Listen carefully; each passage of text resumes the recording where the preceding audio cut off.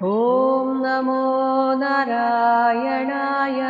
ഓം നമോ നാരായണായ. ഓം നമോ നാരായണായ. ഓം നമോ നാരായണായ. ഓം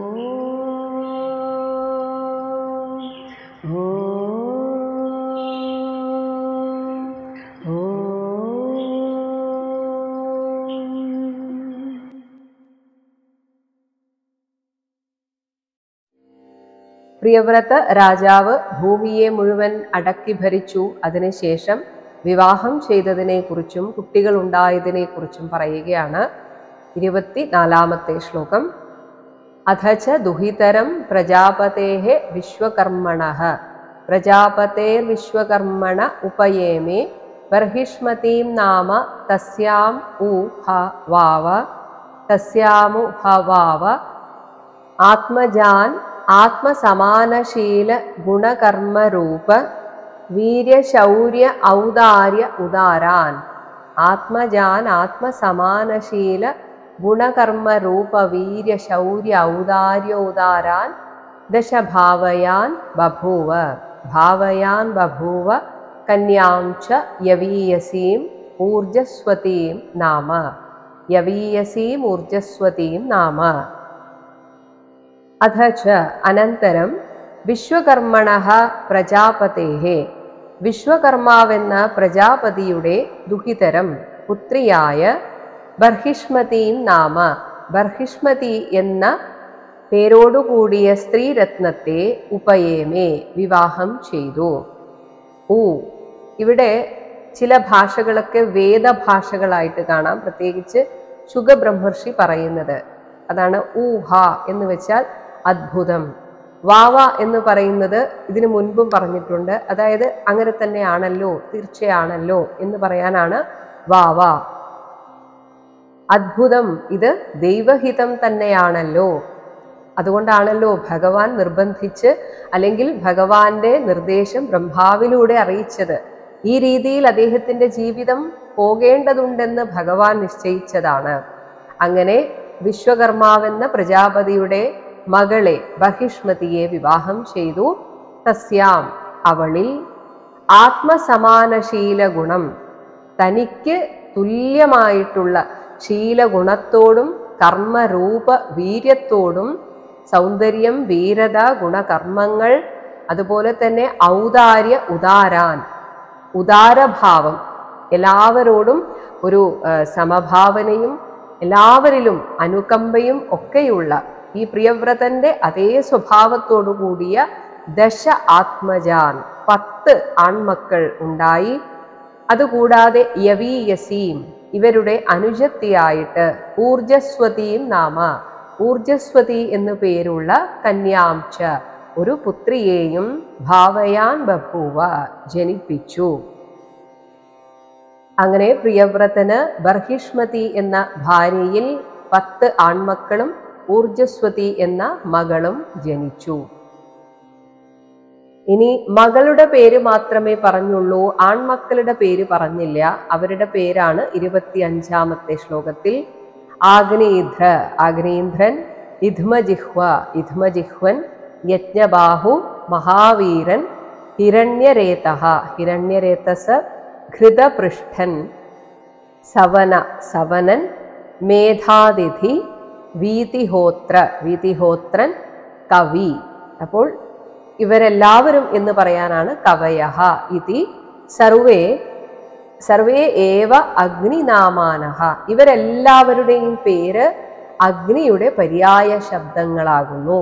അങ്ങനെ 10 ആൺമക്കളുടെ പേരാണ് ഇതിൽ പറഞ്ഞിരിക്കുന്നത്. ഇവിടെ പ്രിയവ്രത രാജാവ് സന്യാസത്തിലേക്ക് പോകാൻ ആഗ്രഹിച്ചിട്ടും അദ്ദേഹത്തെ പിന്നീട് ഗൃഹസ്ഥാശ്രമത്തിലേക്ക് നയിച്ചു കൊണ്ടുവരികയായിരുന്നു. എന്നാൽ അദ്ദേഹത്തിൻ്റെ 3 ആൺമക്കൾ ചെറുപ്പം മുതലേ വിരക്തരായിരുന്നു. അതുകൊണ്ട് തന്നെ അവർ നേരെ സന്യാസാശ്രമം സ്വീകരിച്ചു എന്ന് പറയുകയാണ് 26-ാമത്തെ ശ്ലോകം. ഏതേഷാം കവിഹി മഹാവീരഃ സവനഃ കവിർ മഹാവീര സവന ഇതി ത്രയഃ ആസൻ ഊർധ്വരേതഃ രേതസഃ തേ ആസൻ ഊർധ്വരേതസസ്തേ ആത്മവിദ്യായാം അർഭഭാവാത് ആരഭ്യ ആത്മവിദ്യായാം അർഭഭാവാദാരഭ്യ കൃതപരിചയാഃ പാരമഹംസ്യം ഏവ ആശ്രമം അഭജൻ പാരമഹംസ്യമേവ ആശ്രമം അഭജൻ. ഏതേഷാം ഈ 10 മക്കളുടെ 10ഉം പിന്നെ 11ാമത്തെ മകളും, പക്ഷെ ആൺമക്കളുടെ കാര്യത്തിൽ പറയുകയാണ്, ഇവരിൽ കവിഹി മഹാവീരഃ സവനഃ കവി മഹാവീരൻ സവനൻ ഇതി ത്രയഃ ഈ 3 പേർ ഊർധ്വരേതസഃ ആസൻ അവരുടെ വീര്യത്തെ സൂക്ഷിച്ചു വെച്ചവരായിരുന്നു എന്നതിനാലാണ് അവരെ നൈഷ്ഠീക ബ്രഹ്മചാരികൾ, അതാണ് ഊർധ്വരേതസ്സുകൾ എന്നവരെ വിളിക്കുന്നത്. അപ്പോൾ അവർ ചെറുപ്പം മുതലേ അർഭഭാവാത് ചെറിയ പ്രായം മുതലേ ആരഭ്യ അന്ന് മുതൽക്ക് തന്നെ ആത്മവിദ്യായാം കൃതപരിചയാഃ അധ്യാത്മവിദ്യയിൽ ഇടപഴകിക്കൊണ്ട് പാരമഹംസ്യം ആശ്രമം പരമഹംസാശ്രമത്തെ തന്നെ ഏവ അഭജൻ സ്വീകരിച്ചു.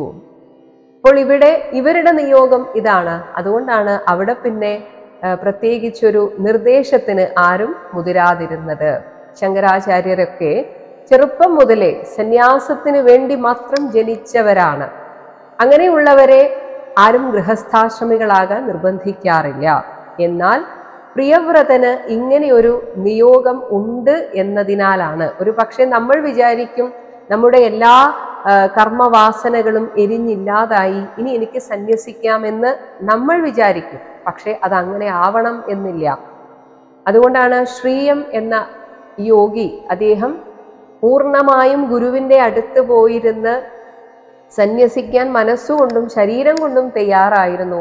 പക്ഷെ അദ്ദേഹത്തെ തന്നെ ഞെട്ടിച്ചുകൊണ്ടാണ് ഗുരുനാഥൻ പറഞ്ഞത്, നീ തിരിച്ചു പോകണം. വിവാഹം കഴിച്ച് കുട്ടികളൊക്കെയായി ജീവിച്ചുകൊണ്ട് തന്നെ, എന്നാൽ അതേ സമയം തന്നെ യോഗിയായും നീ തുടരണം എന്ന് അദ്ദേഹത്തോട് നിർദ്ദേശിച്ചത്. കാരണം ഒരു ഗുരുവിന് മാത്രമേ, അല്ലെങ്കിൽ ഈശ്വരന് മാത്രമേ അറിയുകയുള്ളൂ നമ്മുടെയൊക്കെ കർമ്മവാസനകൾ എത്രത്തോളം എരിഞ്ഞ് ഇല്ലാതായിട്ടുണ്ട് എന്ന്. അത് പൂർണ്ണമായും എരിഞ്ഞില്ലാതായാൽ മാത്രമേ സന്യസിക്കാൻ സാധിക്കുകയുള്ളൂ. അപ്പോൾ പ്രിയവ്രതന് അത് പൂർണ്ണമായും എരിഞ്ഞില്ലാതായിട്ടില്ല എന്ന് ഭഗവാൻ ശ്രീഹരിക്ക് അറിയാമായിരുന്നത് കൊണ്ടാണ് അദ്ദേഹത്തെ ഗൃഹസ്ഥാശ്രമത്തിലേക്ക് നയിച്ചത്.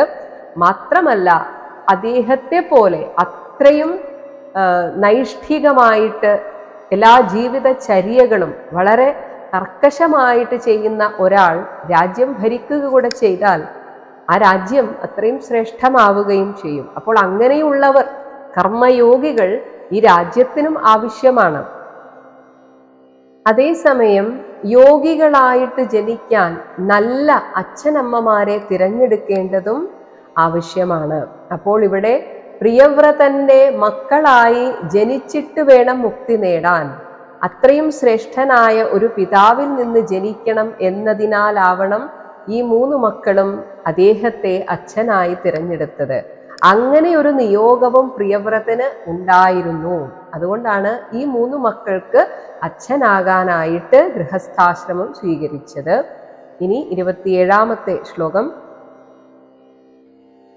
തസ്മിൻ ഊ ഹ വ തസ്മിന്നു ഹ വ ഉപശമശീലാഃ പരമർഷയഃ സകല ജീവനികായ ആവാസസ്യ സകലജീവനികായ ആവാസസ്യ ഭഗവതോ വാസുദേവസ്യ ഭീതാനാം ശരണഭൂതസ്യ ശ്രീമച്ചരണാരവിന്ദ അവിരത സ്മരണ അവിഗളിത പരമഭക്തി യോഗാനുഭാവേന ശ്രീമച്ചരണാരവിന്ദ അവിരത സ്മരണ അവിഗളിത പരമഭക്തി യോഗാനുഭാവേന പരിഭാവിത അന്തർഹൃദയ അധിഗതേ പരിഭാവിതാന്തർഹൃദയാധിഗതേ ഭഗവതി സർവേഷാം ഭൂതാനാം ആത്മഭൂതേ ഭൂതാനാം ആത്മഭൂതേ പ്രത്യഗാത്മനി ഏവ ആത്മനഃ താദാത്മ്യം അവിശേഷേണ പ്രത്യഗാത്മന്യേവ ആത്മനസ്താദാത്മ്യം അവിശേഷേണ സമീയുഃ. തസ്മിൻ ഊ ആ പാരമഹംസ്യമെന്ന ഉത്തമ സന്യാസ ആശ്രമത്തിൽ തന്നെ വൈ എന്ന് വെച്ചാൽ അതിൽ തന്നെ വർത്തിച്ച് ഈ 3 മക്കളും ഉപശമശീലാഹ സർവേന്ദ്രിയ നിഗ്രഹപരായണരായിട്ടുള്ള പരമർഷയ ഋഷീശ്വരന്മാരായി അവർ ഭവിച്ചു. അവർക്ക് കുറച്ചുനാൾ ഈ ലോകത്ത് ജീവിച്ചിരിക്കാനുള്ളൊരു പ്രാരബ്ധം കൂടെ ബാക്കിയുണ്ടായിരുന്നു.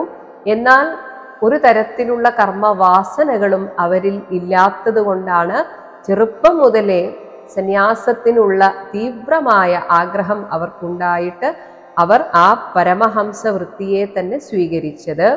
അങ്ങനെ സകല ജീവ നികായ ആവാസസ്യ സമസ്ത ജീവജാലങ്ങൾക്കും ആവാസഭൂതനായി ഭീതാനാം ശരണഭൂതസ്യ സംസൃതി ഭയം ഈ സംസാര ഭയത്തിലിരിക്കുന്നവർക്കൊക്കെ ശരണാഗതനായ ഭഗവതഃ വാസുദേവസ്യ ഭഗവാൻ ശ്രീ വാസുദേവന്റെ ശ്രീമത് ചരണാരവിന്ദ അവിരത സ്മരണ ആ തൃപ്പാദ അരവിന്ദങ്ങളിൽ ഇടവിടാതെയുള്ള സ്മരണ കൊണ്ട് അവികളിത പരമഭക്തിയോഗാനുഭാവേന വിട്ടുപിരിയാതെ നിൽക്കുന്ന ഭക്തിയോഗത്തിന്റെ മഹിമയാൽ പരിഭാവിത അന്തർഹൃദയം ഹൃദയം പരിശുദ്ധമായതിനാൽ അത്യധികമായി പാവനമാക്കപ്പെട്ട ഹൃദയാന്തർഭാഗത്തിൽ അധികതേ അതിൽ ഭഗവാനെ അനുഭവിക്കാൻ ആരംഭിച്ചു.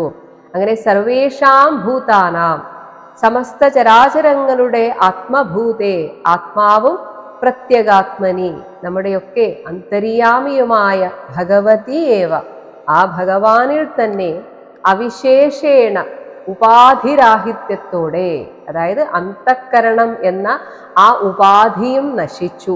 അങ്ങനെ നിർവികൽപമായ ആത്മനഃ താദാത്മ്യം ആത്മതാദാത്മ്യത്തിലേക്ക് ആ സമാധിഭാവത്തിലേക്ക് അവർ സമീയുഹു എത്തിച്ചേർന്നു. അതായത് പൂർണ്ണമായ മുക്തിയെ ലഭിച്ചു എന്ന് അർത്ഥം. അങ്ങനെ 3 മക്കളും ആദ്യമേ തന്നെ മുക്തിയെ പ്രാപിച്ചു. ഇനി ബർഹിഷ്മതിയെ കൂടാതെ മറ്റൊരു ഭാര്യയും ഉണ്ടായിരുന്നു. അവരിൽ 3 മക്കളുണ്ടായി. 28ാമത്തെ ശ്ലോകത്തിൽ പറയുന്നു അന്യസ്യാമപി ജായായ ത്രയഃ പുത്രാഃ ആസൻ ഉത്തമഃ താമസഃ രൈവതഃ ഉത്തമ താമസോ രൈവത ഇതി മന്വന്തരാധിപതയഃ അന്യസ്യാം ജായായാം അപി മറ്റൊരു ഭാര്യയിലും ഉത്തമഃ താമസഃ രൈവതഃ ഉത്തമൻ താമസൻ രൈവതം ഇങ്ങനെ ത്രയഃ പുത്രാഃ ആസൻ 3 പുത്രന്മാർ ഉണ്ടായി. ഇവരെല്ലാവരും മന്വന്തര അധിപതയഃ ഓരോരോ മന്വന്തരത്തിന്റെ അധിപതികളും ആയി. 29ാമത്തെ ശ്ലോകം ഏവം ഉപശമായനേഷു സ്വതനയേഷു ജഗതീപതിഃ ജഗതീം അർബുദാനി ഏകാദശ ജഗതീപതിർജഗതീമർബുദാന്യേകാദശ പരിവത്സരാണാം അവ്യാഹിത അഖില പുരുഷകാര സാരസംഭൃത ദോർദണ്ഡ യുഗളാപീഡിത മൗർവീഗുണ സ്തനിത വിരമിത ധർമ്മ പ്രതിപക്ഷോ ബർഹിഷ്മത്യാച അനുദിനം ഏധമാന പ്രമോദ പ്രസരണ യൗഷിണ്യ വ്രീഡാ പ്രമുഷിത ഹാസാവലോക രുചിര ക്ഷേള്യാദിഭിഃ പരാഭൂയമാന വിവേക ഇവ അനവബുദ്ധ്യമാന ഇവ മഹാമനാഹ ബുക്കുജേ. ഏവം ഇപ്രകാരം സ്വതനയേഷു തൻ്റെ മക്കളിൽ 3 പേർ ഉപശമായനേഷു സത്സു നിവൃത്തിമാർഗത്തെ അവലംബിച്ചുകൊണ്ടിരിക്കെ അനന്തരം അധ മഹാമനാഹ ജഗതീപതിഃ മഹാത്മാവായ ആ പ്രിയവ്രതൻ അവ്യാഹിത അഖില പുരുഷകാരം അദ്ദേഹത്തിൻ്റെ എത്രയെന്ന് പറയാൻ സാധിക്കാത്ത അത്രയും മാനുഷിക പ്രഭാവങ്ങൾ ഉളവാക്കുന്ന സാരസംഭൃത ദോർദണ്ഡയുഗളം ശക്തി തികഞ്ഞിരിക്കുന്ന 2 കൈത്തണ്ടകളുടെ അതിൻ്റെ ആ ശക്തി കൊണ്ട് തന്നെ അദ്ദേഹത്തിന് ആരോടും യുദ്ധം ചെയ്യേണ്ടി വന്നില്ല. അല്ലാതെ തന്നെ ഔർവീഗുണസ്തനിത വിരമിത ധർമ്മ പ്രതിപക്ഷ ഒരു തരത്തിലുള്ള പ്രതിപക്ഷങ്ങളും, അതായത് അദ്ദേഹത്തോട് എതിരിടാൻ ആരും തന്നെ ഉണ്ടായില്ല. അങ്ങനെ എല്ലാവരെയും ജയിച്ച ചക്രവർത്തിയായിട്ട് അദ്ദേഹം അങ്ങനെ രാജ്യം ഭരിച്ചു. അതുകൂടാതെ തൻ്റെ കൊട്ടാരത്തിൽ അദ്ദേഹം നല്ലൊരു ഭർത്താവായിരുന്നു. അനുദിനം ബർഹിഷ്മത്യാഹ, ഭാര്യയുടെ ഏധമാന പ്രമോദം, വർദ്ധിച്ച സന്തോഷവും, പ്രസരണ യൗഷിണ്യ വ്രീഡാ പ്രമുഷിത ഹാസ അവലോക രുചിര, അതായത് ഭാര്യയുടേതായിട്ടുള്ള കൊഞ്ചിക്കുഴയലും നർമ്മസലാപവും ഒക്കെ ആയിട്ട് അദ്ദേഹത്തിന്റെ ഇങ്ങനെയുള്ള ജീവിതം കാണുന്നവർക്ക് തോന്നും ഇദ്ദേഹം ആ ആധ്യാത്മികമായ തലത്തിൽ നിന്നൊക്കെ താഴ്ന്നുപോയോ.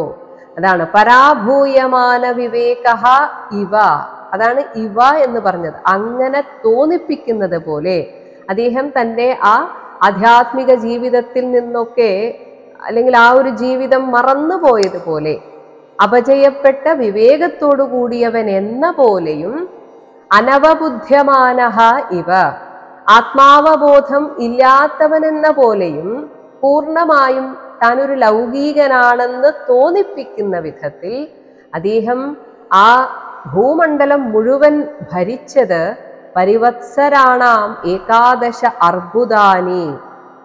അർബുദം എന്ന് വെച്ചാൽ 10 കോടി.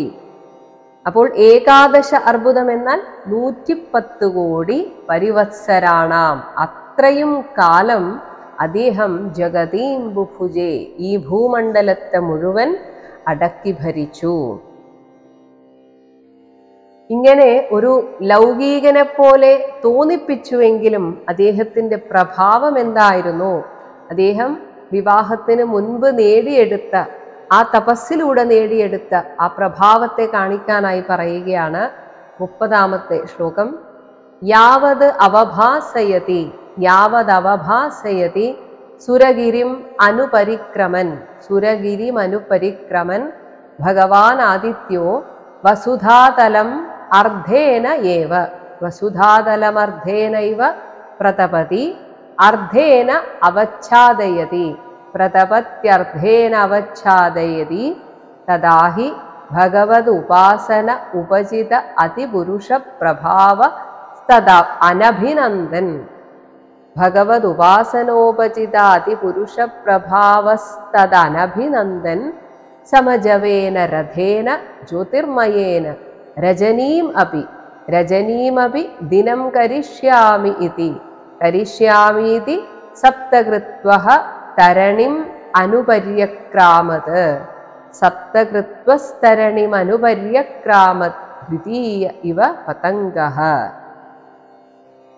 സുരഗിരിം അനുപരിക്രമൻ, മേരുപർവ്വതത്തെ വലം വെച്ചുകൊണ്ടിരിക്കുന്ന സാക്ഷാൽ ഭഗവാൻ ആദിത്യഃ, യഥാർത്ഥ സൂര്യദേവൻ, യാവത് എപ്പോഴൊക്കെ വസുധാതലം അവഭാസയതി, ശരിക്കും ഭൂമിയെ മുഴുവൻ എല്ലായ്പ്പോഴും പ്രകാശിപ്പിക്കേണ്ടതാണല്ലോ എന്നാണ് പ്രിയവ്രതന്റെ ഒരു പക്ഷം. പക്ഷേ അർദ്ധേന ഏവ പ്രതപതി, പകുതി സമയമാണ് വെളിച്ചം, പകുതി സമയം അർദ്ധേന അവച്ഛാദയതി, പകുതി സമയവും ഇരുട്ടാണ്. തദാഹി തത്, എന്നാൽ ഈ കാര്യം അനഭിനന്ദൻ, അതിനെ അത്ര അങ്ങോട്ട് ഇഷ്ടപ്പെട്ടില്ല, അഭിനന്ദിക്കാതെ തൻ്റെ ആ പ്രഭാവത്തെ കാണിക്കാനായിട്ട് ഭഗവത് ഉപാസന ഉപചിത അതിപുരുഷ പ്രഭാവഃ, ഭഗവാന്റെ ഉപാസന മൂലം വളർന്ന മനുഷ്യാതീത പ്രഭാവത്തോടുകൂടിയ അദ്ദേഹം രജനീം അപി, ഇരുട്ട് വേണ്ട, ഈ ഭൂമിയിൽ ഇനി ഇരുട്ട് വേണ്ട, അതുകൊണ്ട് ആ ഇരുട്ടിനെ കൂടി, രാത്രിയെ കൂടി ദിനം കരിഷ്യാമി, ഞാൻ പകലാക്കും, ഇതി, ഇങ്ങനെ ഒരു ഉദ്ദേശത്തോടെ സമജവേന, സൗരരഥത്തോട്, അതായത് സൂര്യന്റെ രഥത്തോട് തുല്യവേഗമുള്ളതും, അതാണ് സമജവം, അതിന് തുല്യവേഗമുള്ള, ജ്യോതിർമയേന, പ്രകാശമയവുമായ ഒരു രഥേന, രഥത്തിലേറിക്കൊണ്ട്, തരണിം അനു, സാക്ഷാൽ സൂര്യനെ അനുസരിച്ച്, ദ്വിതീയ പതംഗഃ ഇവ, രണ്ടാമതൊരു സൂര്യനെ പോലെ, സപ്തകൃത്വഃ 7 വട്ടം, പര്യക്രാമത്, ആ മേരുപർവ്വതത്തെ വലം വച്ചു. അപ്പോൾ സൂര്യൻ എവിടെയൊക്കെയാണോ ഇരുട്ടാക്കുന്നത്, ഈ പ്രിയവ്രതൻ സൂര്യതുല്യമായ രഥത്തിൽ ഏറിക്കൊണ്ട് ആ സമയം അവിടെ പ്രകാശമാനമാക്കും. ഇങ്ങനെ 7 വട്ടം മേരുപർവ്വതത്തെ പ്രിയവ്രതൻ വലം വെച്ചു എന്നാണ് പറയുന്നത്. അങ്ങനെ ഭൂമിയെ ഒരിക്കൽ പോലും ഇരുട്ടിലാക്കാതിരിക്കാൻ വേണ്ടി തൻ്റെ പ്രഭാവത്തെ, തപപ്രഭാവത്തെ പ്രിയവ്രതൻ ഉപയോഗിച്ചു. 31-ാമത്തെ ശ്ലോകം. യേ വാ ഊഹ തദ് രഥ ചരണനേമികൃത പരിഘാഹത്തെ തദ് രഥ ചരണനേമികൃത പരിഘാസ്തേ സപ്തസിന്ധവഃ ആസൻ യതഃ ഏവ കൃതാഃ സപ്തഭുവഃ ഭുവോ ദ്വീപാഃ. ഊഹ, ഹാ അദ്ഭുതം, യേ വൈ യാതൊരു രഥചക്രമാണോ, തത് രഥ ചരണനേമി രഥചക്രധാരകൾ തട്ടിക്കുഴിഞ്ഞുണ്ടായ, നേമികൃത പരിഘാഹ അതിങ്ങനെ കുഴിഞ്ഞിട്ട് 7 തവണ വലം വെച്ച സമയത്ത് രഥചക്രങ്ങൾ എവിടെയൊക്കെയാണോ താഴ്ന്നു പോയത് അവിടെയൊക്കെ കിടങ്ങുകൾ ഉണ്ടായി. തേ സപ്തസിന്ധവഃ ആസൻ, അവയാണ് പിന്നീട് 7 സമുദ്രങ്ങളായി ഭവിച്ചത്. ഈ 7 സമുദ്രങ്ങളാൽ ചുറ്റപ്പെട്ട ഭൂഖണ്ഡങ്ങൾ പിന്നീട് യതഃ ഏവ, ഇതേ ഭൂഖണ്ഡങ്ങളാണ് ഭുവഃ സപ്തദ്വീപാഃ കൃതാഃ, 7 ദ്വീപുകളായി അഥവാ ഭൂഖണ്ഡങ്ങളായി പിന്നീട് രൂപാന്തരപ്പെട്ടത്. അങ്ങനെ പ്രിയവ്രതൻ 7 തവണ ഭൂമിയെ ചുറ്റി സഞ്ചരിച്ചപ്പോൾ, ആ മേരുവിനെ വലം വെച്ച സമയത്ത് 7 വലിയ കിടങ്ങുകൾ, വലുതെന്ന് പറയുമ്പോൾ ഒരു സമുദ്രം എത്രയാണോ അത്രയും, അങ്ങനെ ഈ 7 സമുദ്രത്താൽ ചുറ്റപ്പെട്ട 7 വൻകരകൾ, ഭൂഖണ്ഡങ്ങൾ ഉണ്ടായി. ഇവ ഏതൊക്കെയാണെന്നാണ് 32-ാമത്തെ ശ്ലോകത്തിൽ പറയുന്നത്. ജംബൂ പ്ലക്ഷ ശാൽമലി കുശ ക്രൗഞ്ച ശാഖ പുഷ്കര സപ്ഞാഃ തേഷാം പരിമാണം പൂർവസ്മാത് പൂർവസ്മാത് ഉത്തര ഉത്തരഃ. പൂർവസ്മാത് ഉത്തര ഉത്തരോ യഥാസംഖ്യം ദ്വിഗുണമാനേന ബഹിഃ സമന്തത ഉപക്ലിപ്താഃ. ഈ 7 ദ്വീപുകളുടെ പേരാണ് ജംബുദ്വീപം, പ്ലക്ഷദ്വീപം, ശാൽമലി ദ്വീപം, കുശദ്വീപം, ക്രൗഞ്ചദ്വീപം, ശാഖദ്വീപം, പുഷ്കരദ്വീപം. ഇങ്ങനെ സപ്ഞാഃ പേരുകളുള്ള, തേഷാം പരിമാണം അവയുടെ അളവിനെ പറ്റി കേട്ടുകൊള്ളുക. പൂർവസ്മാത് പൂർവസ്മാത് ആദ്യം ഉണ്ടായതിനെ അപേക്ഷിച്ച്, ഉത്തരഃ ഉത്തരഃ പിന്നെ പിന്നെ ഉള്ളത്, യഥാസംഖ്യം ദ്വിഗുണമാനേന അത് ഇരട്ടിയായിട്ട് വന്നു എന്നാണ്. ആദ്യമുണ്ടായ സമുദ്രത്തിൻ്റെ ഇരട്ടി അളവാണ്, ആഴമായാലും പരപ്പായാലും ഇരട്ടിയാണ് അടുത്ത സമുദ്രത്തിന്. ഇങ്ങനെ ബഹിഹി സമന്തതഃ സമുദ്രത്തിൻ്റെ അപ്പുറത്ത് ചുറ്റുമായി കൽപ്പിക്കപ്പെട്ടിരിക്കുന്നു. ഒരു സമുദ്രത്തെ വലയം ചെയ്തുകൊണ്ട് ഒരു ദ്വീപ്, ആ ദ്വീപിനെ വലയം ചെയ്തുകൊണ്ട് മറ്റൊരു സമുദ്രം. ഇങ്ങനെയാണ് സപ്തദ്വീപങ്ങളുടെയും സപ്തസമുദ്രങ്ങളുടെയും അവസ്ഥിതി. ഈ 7 സമുദ്രങ്ങൾക്കും 7 രസമാണെന്ന് പറയുന്നു. അതെന്തൊക്കെയാണെന്നാണ് ഇനി പറയുന്നത്. ഒപ്പം ഈ 7 ദ്വീപുകളിലായിട്ട് പ്രിയവ്രതന്റെ 7 മക്കളെ അധിപന്മാരായിട്ട് നിയമിച്ചു. ക്ഷാര ഉദ, ഇക്ഷുരസ ഉദ, സുര ഉദ, ഘൃത ഉദ, ക്ഷീര ഉദ, ദധിമണ്ഡ ഉദ, ശുദ്ധ ഉദാഹ. ക്ഷാരോദ, ഇക്ഷുരസോദ, സുരോദ, ഘൃതോദ, ക്ഷീരോദ, ദധിമണ്ഡോദ, ശുദ്ധോദാഹ സപ്തജലധയഃ സപ്തദ്വീപപരിഘാഃ ഇവ ആഭ്യന്തരദ്വീപസമാനാഃ ഏകൈകശ്യേന യഥാനുപൂർവം സപ്തസ്വപി ബഹിർദ്വീപേഷു പൃഥക് പരിതഃ ഉപകൽപിതാഃ. തേഷു ജംബുവാദിഷു ബർഹിഷ്മതീപതിഃ അനുവ്രതാൻ ആത്മജാൻ ആഗ്രീധ്ര ഇധ്മജിഹ്വ യജ്ഞബാഹു ഹിരണ്യരേതോ ഘൃതപൃഷ്ഠ മേധാതിഥി വീതിഹോത്ര സപ്ഞാൻ യഥാസംഖ്യേന ഏകൈകസ്മിൻ ഏകമേവ അധിപതിം വിദധേ. സപ്തസമുദ്രങ്ങളിൽ ഒന്നിന്റെ രസം ക്ഷാര ഉദഹ. ക്ഷാരം എന്നാൽ ഉപ്പ്, ഉദമെന്നാൽ വെള്ളം, ഉപ്പ് വെള്ളം. ഇക്ഷുരസഹ കരിമ്പിൻ നീര്. ഉദഹ എന്നാൽ എല്ലാറ്റിനും വെള്ളമെന്ന് അർത്ഥമെടുക്കുക. ഇക്ഷുരസോദം സുര ഉദം മദ്യജലം. ഇനി ഹൃദ ഉദം നെയ്യുടെ രസമാണ് ഒരു സമുദ്രത്തിന്. ക്ഷീര ഉദധി പാൽ കടലാണ് ഒന്ന്. ദധിമണ്ഡ ഉദഹ തൈരിൻ്റെ രസമാണ് ഒന്നിന്. ശുദ്ധ ഉദാഹ ഇനി ഒന്നിന് ശുദ്ധജലമാണ്, അതിന് പ്രത്യേകിച്ചൊരു രസവും ഇല്ല. ഇങ്ങനെയുള്ള സപ്തജലധയ 7 സമുദ്രങ്ങൾ, സപ്തദ്വീപ പരിഘാഹ ഇവ 7 ദ്വീപുകളുടെയും കിടങ്ങുകൾ എന്നതുപോലെ. അതാണ് നേരത്തെ പറഞ്ഞത്, ഒരു സമുദ്രം, അതിനെ ചുറ്റിയിട്ട് ഒരു ദ്വീപ്, പിന്നെ അതിനെ ചുറ്റിയിട്ട് ഒരു സമുദ്രം. ഇങ്ങനെ 7 ദ്വീപുകളുടെയും കിടങ്ങുകൾ എന്നതുപോലെ ആഭ്യന്തര ദ്വീപ സമാനാഹ. ഓരോ വൻകരയുടെയും ഉള്ളിലെ ആ ദ്വീപുകൾക്കൊത്ത വലുപ്പമാണ് സമുദ്രത്തിനും, ഒരേ വലുപ്പമാണെന്നാണ്. അപ്പോൾ ആഭ്യന്തര ദ്വീപ സമാനാഹ എന്ന് വെച്ചാൽ ആ ദ്വീപുകൾക്കൊത്ത വലുപ്പത്തോടു കൂടിയവയായി യഥാനുപൂർവം യഥാക്രമം ഏകൈകശ്യേന ഓരോന്നോരോന്നായി സപ്തസു ദ്വീപേഷു അപി ബഹിഹി 7 ദ്വീപുകളിലും അവയുടെ പുറമേയായിട്ട് പരിതഹ പൃഥക് ഉപകൽപ്പിതാഹ ചുറ്റോടു ചുറ്റും വിട്ടുവിട്ട് കൽപ്പിക്കപ്പെട്ടവയായിരിക്കുന്നു. അതായത് ഓരോ അതിര് എന്ന് പറയുന്നത് സമുദ്രമാണ്.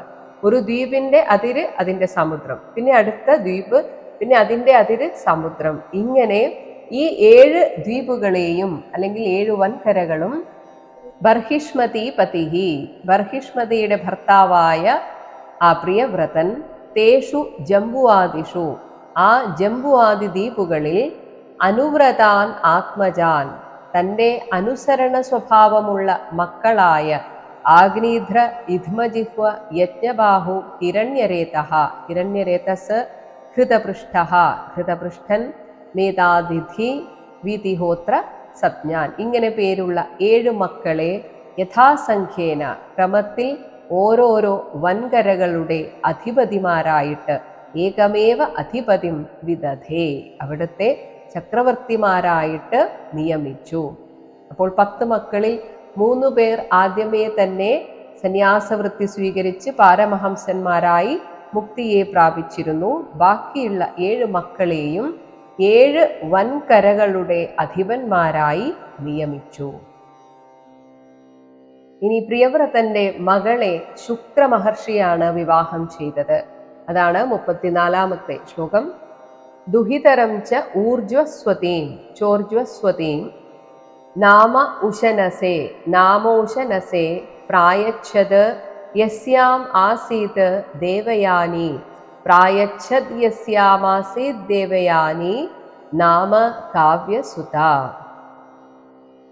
ദുഹിതരം ഊർജ്ജസ്വതീം മകളായ ഊർജ്ജസ്വതിയെ നാമ ഉശനസേ ഉശനസ് എന്ന് മറ്റൊരു പേരുള്ള ശുക്രമഹർഷിക്ക് പ്രായച്ഛത് ച വിവാഹം ചെയ്തു കൊടുത്തു. ഇവരുടെ മകളായിട്ടാണ് യസ്യാം ദേവയാനി നാമ കാവ്യസുത ഈ ഊർജ്ജസ്വതിയിൽ ദേവയാനി എന്നു പേരായ കാവ്യസുത ശുക്രപുത്രി ആസീത് സംജാതയായി. അപ്പോൾ ശുക്രമഹർഷി അസുര ഗുരുവായിരുന്നു. അസുരന്മാരുടെ ഗുരുവായ ശുക്രമഹർഷിയെയാണ് ഊർജ്ജസ്വതി വിവാഹം ചെയ്തത്. ഇവരുടെ മകളാണ് ദേവയാനി. ഈ ദേവയാനിയെയാണ് പിന്നീട് യയാതി വിവാഹം ചെയ്തത്.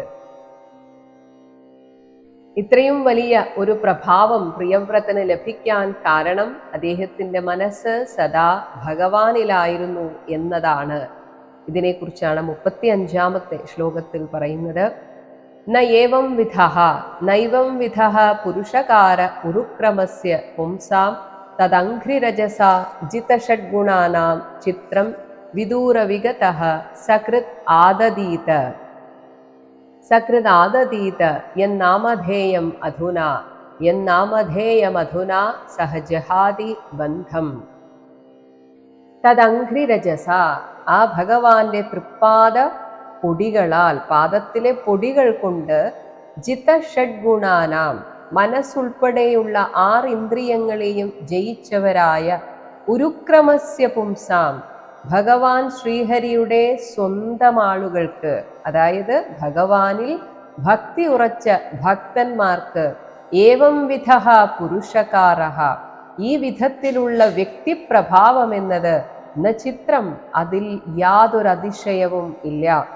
കാരണം ഭഗവാന്റെ അനുഗ്രഹം ലഭിച്ചാൽ അവരെ, ഭഗവാന്റെ ഭക്തന്മാർ എങ്ങനെയുള്ളവരായിരിക്കും, അവരെ എങ്ങനെയൊക്കെ ഭഗവാൻ സംരക്ഷിക്കുമെന്ന് ഭഗവാൻ ഈ ലോകത്തിന് കാണിച്ചു കൊടുക്കണം.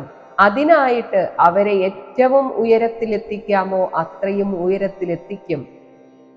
എന്തിനു പറയുന്നു? വിദൂര വികതഃ, സാധാരണ ആളുകളെക്കാളും കുറച്ച് മാറി നിന്നുകൊണ്ട് ഭഗവാനെ ഒരു ചണ്ടാളനാവട്ടെ, എന്നാമധേയം, ഭഗവാന്റെ ഒരു നാമത്തെ, സകൃത്, ഒരിക്കലെങ്കിലും ഒന്ന് ഹൃദയമുരുകി, ആദദീത, വിളിക്കുകയാണെങ്കിൽ, സഹ അധുന, അവൻ തൽക്ഷണം തന്നെ, ബന്ധം ജഹാതി, ആ സംസാരബന്ധത്തെ ഉപേക്ഷിക്കുന്നതാണ്.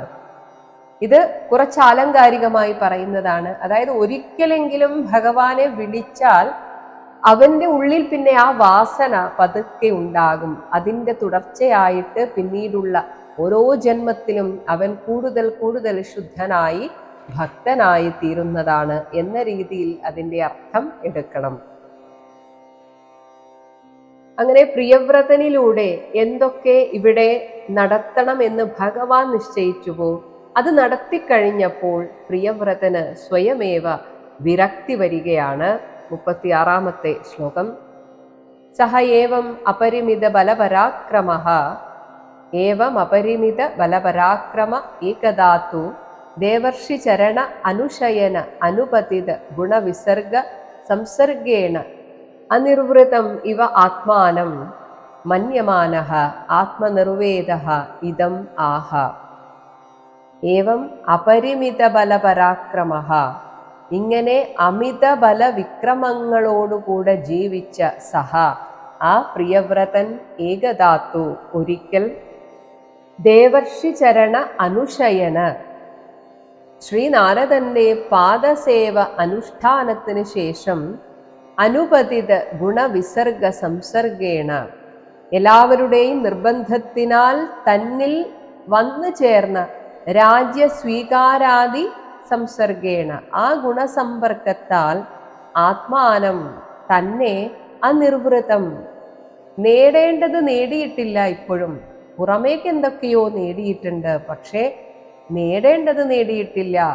ഇവ എന്നതുപോലെ തനിക്ക് കിട്ടേണ്ടത് കിട്ടാത്തത് കൊണ്ട് തന്നെ ഒരു സുഖമില്ല, ഒരു ആനന്ദമില്ല എന്നതുപോലെ മന്യമാനഃ, ഉള്ളിൽ വിചാരിച്ചുകൊണ്ട്, ആത്മനിർവേദഃ, ഉള്ളിൽ പെട്ടെന്ന് ആ വൈരാഗ്യം വന്നിട്ട് താൻ ഇതുവരെ നേടിയതൊന്നും ഒരർത്ഥവുമില്ലാത്തതായിരുന്നു എന്ന രീതിയിൽ ആത്മഗതമായിട്ട് ഇദം ആഹ, ഇപ്രകാരം പറയുകയാണ്. 37-ാമത്തെ ശ്ലോകം. അഹോ അസാധു അനുഷ്ഠിതം, അസാധു അനുഷ്ഠിതം യദഭിനിവേശിതഃ അഹം ഇന്ദ്രിയൈഃ അവിദ്യാരചിത വിഷമ വിഷയ അന്ധകൂപേ, യദഭിനിവേശിതോഹമിന്ദ്രിയൈരവിദ്യാരചിത വിഷമ വിഷയാന്ധകൂപേ, തത് അലം അലം അമുഷ്യ, തദലമലം അമുഷ്യ വനിതായാഹ വിനോദമൃഗം മാം ധിക് ധിക് ഇതി ഗർഹയാം ചകാര. അഹോ അസാധു, ഓ എന്തൊരു കഷ്ടമായി പോയി, ഞാൻ എൻ്റെ എത്ര വർഷമാണ് ഇങ്ങനെ വെറുതെ കളഞ്ഞത്. അസാധു അനുഷ്ഠിതം, ഞാൻ കൊള്ളരുതായ്മ ചെയ്തുവല്ലോ.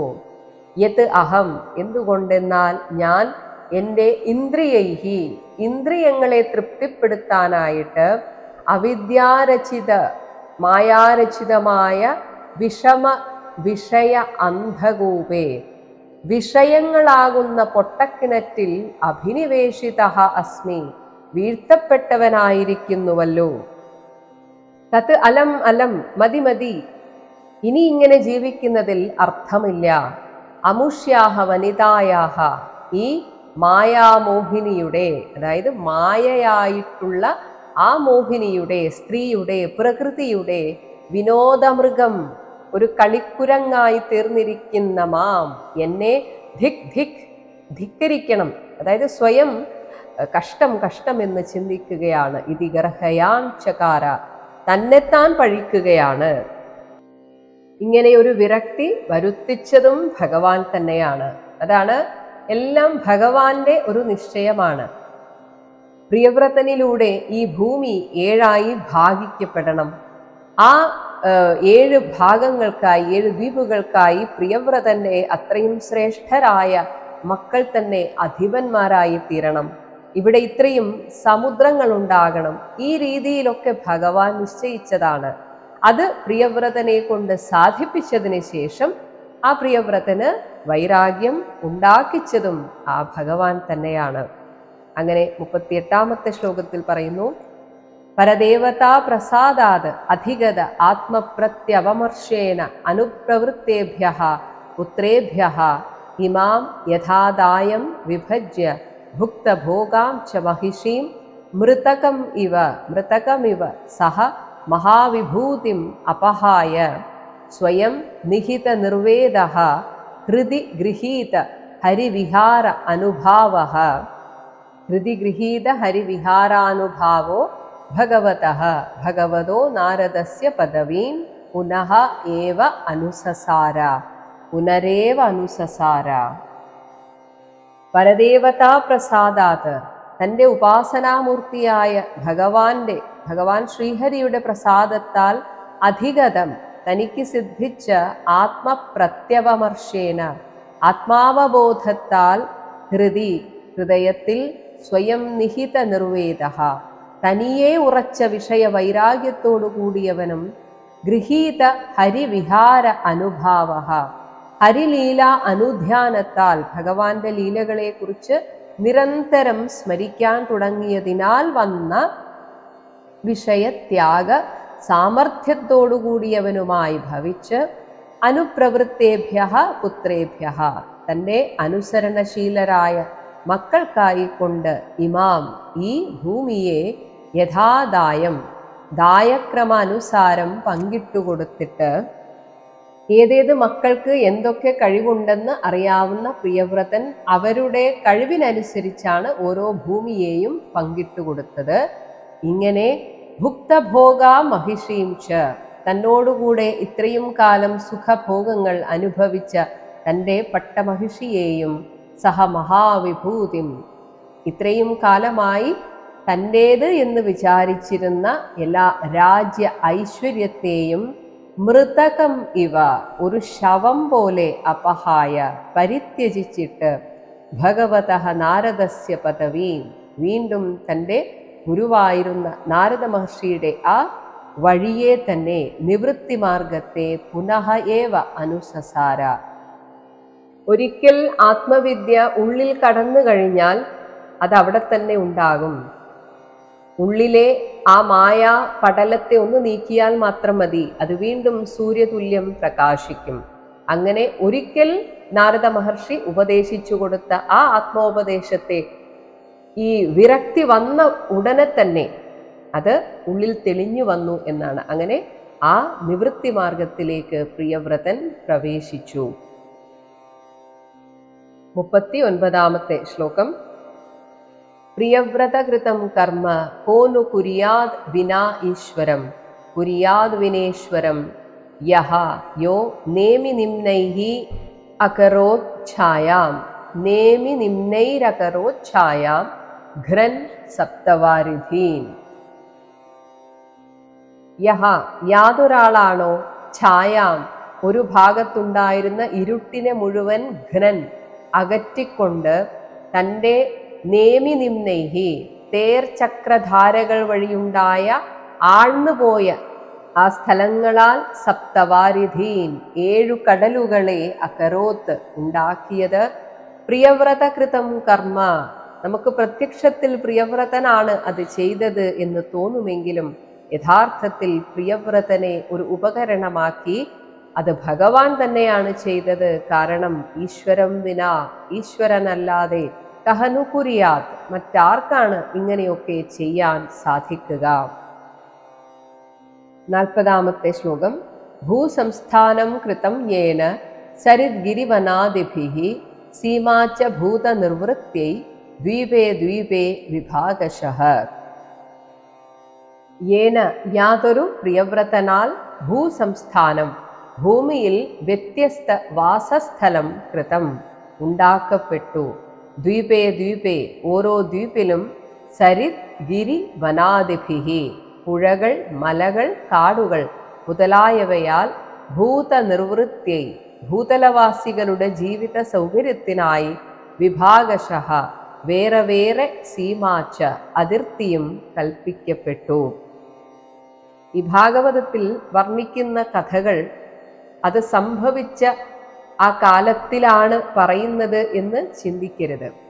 ഓരോ കഥ പറയുമ്പോഴും അതിൻ്റെ തുടർച്ചയായിട്ട് കഥകൾ അങ്ങനെ പറഞ്ഞു പോകുന്നു. ഒരു പക്ഷേ അതിനും മുന്നേ നടന്ന കഥകൾ പറയുന്നത് പിന്നെ ആയിരിക്കും.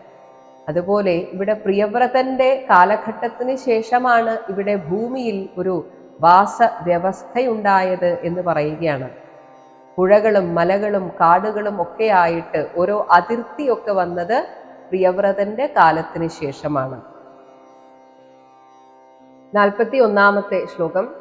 ഭൗമം ദിവ്യം മാനുഷം ച മഹിത്വം കർമ്മയോഗജം യഹ ചക്രേ യശ്ചക്രേ നിരയൗപമ്യം പുരുഷാനുജനപ്രിയഃ. പ്രിയവ്രതന്റെ തീവ്ര വിരക്തിയെ കുറിച്ച് തന്നെയാണ് വീണ്ടും പറഞ്ഞ് ഈ ഒരു അധ്യായം അവസാനിപ്പിക്കുന്നത്.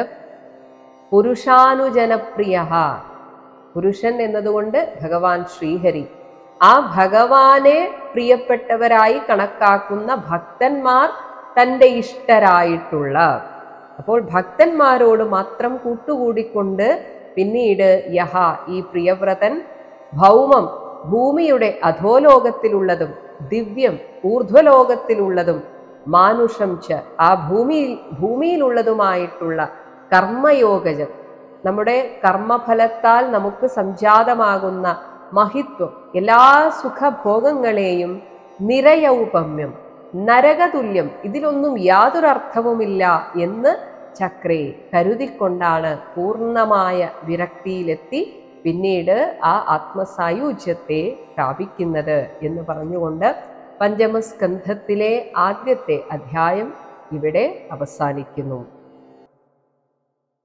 ഹരേ രാമ ഹരേ രാമ ഹരേ രാമ രാമ ഹരേ കൃഷ്ണ ഹരേ കൃഷ്ണ കൃഷ്ണ ഹരേ രാമ ഹരേ രാമ ഹരേ രാമ രാമ ഹരേ കൃഷ്ണ